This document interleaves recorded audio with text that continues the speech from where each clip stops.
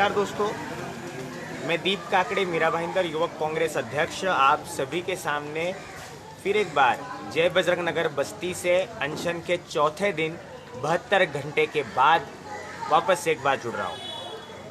72 घंटे हो चुके हैं, चौथा दिन शुरू हो चुका है अनशन का यहाँ पर, लेकिन अब तक सत्ताधारी भाजपा की ओर से या मीरा भाईंदर महानगर पालिका प्रशासन की ओर से कोई भी ठोस जवाब यहाँ नहीं आया। एक खत बस 5 तारीख को यहाँ पर पालिका ने लिखा है, ये खत हम सभी ने जाना, लेकिन इस खत के बावजूद भी अब तक कोई ठोस जवाब नहीं आया। लेकिन हम यहाँ अनशन पे क्या बैठ गए, प्रशासन तो अपना काम अपनी जगह पे कर रहा होगा, राजनीति अचानक से गरमाए गई। यहाँ के स्थानिक नगर सेवक अशोक तिवारी जी, दरोगा पांडे जी, रीटा शाह जी और सुनीता भोईर जी पिछले 1.5-1.25 महीने से जब लोगों की तकलीफें यहाँ है तब तो उनका कोई अता पता नहीं। हालांकि सुनीता भोईर और दरोगा पांडे इन दोनों ने एक खत जरूर लिखा था जिस पे मीरा भाईंदर मनपा की 5 जुलाई की थप्पा लगी है, लेकिन खत की तारीख 2 जुलाई 2021 की है। मजेदार बात यह है कि टॉयलेट टूटा 3 जुलाई को, खत इन्होंने लिखा है 2 जुलाई को। यानी एक तो इन्हें टॉयलेट टूटने के बारे में पता था, इन्होंने बचाया नहीं, या फिर इन्होंने लोगों का जो खोया हुआ विश्वास है वो पाने के लिए 5 तारीख को झूठे से 2 तारीख डालकर अपना खत पालिका की ओर करवाया। अब वो आप सभी के सामने एक मैसेज फैला रहे होंगे कि ये राज्य शासन की गलती है कि ये क्षेत्र वन क्षेत्र में गया। तो दोस्तों, मैं आप सभी को बता दूं कि फॉरेस्ट डिपार्टमेंट का काम सेंट्रल गवर्नमेंट से चलते आता है, जो स्थानिक इकाई को लेकर भी आगे बढ़ता है। 2012 से 2014 के विधानसभा चुनाव के बाद, 2015 की महापौर गठन के बाद पिछले 6-7 सालों में इस परिसर में और पूरे मीरा भाईंदर शहर में भाजपा पार्टी की सत्ता है। हर घर शौचालय का नारा देने वाले माननीय प्रधानमंत्री इसी भाजपा पार्टी से आते हैं। इसी भाजपा पार्टी के जिलाध्यक्ष रवि व्यास जी का ये इलाका बताया जाता है। अशोक तिवारी जी, दरोगा पांडे, ये इसी भाजपा पार्टी के नगर सेवक हैं।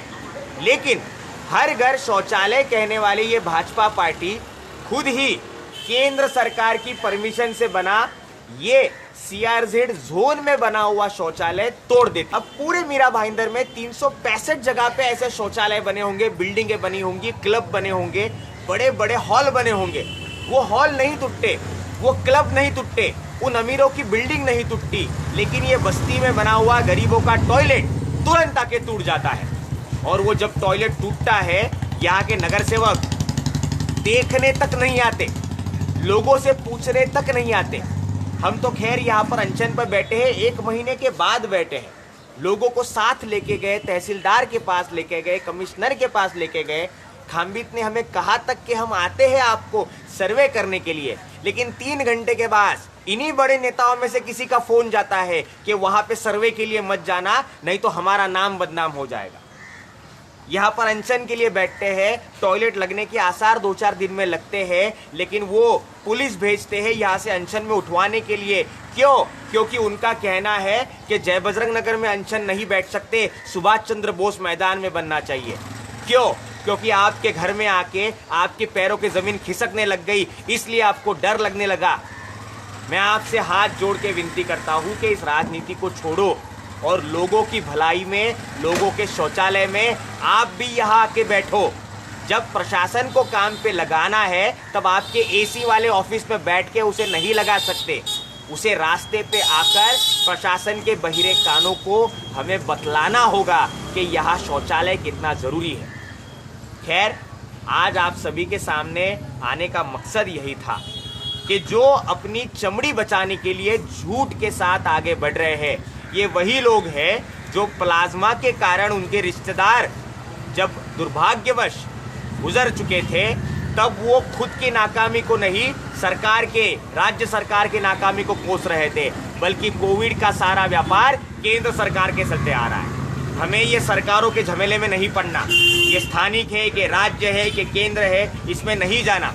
हमें केवल जय बजरंग नगर की महिलाओं का सम्मान उनके बुजुर्गों की सोए और हमारी बहू बेटियों की इज्जत प्यारी है,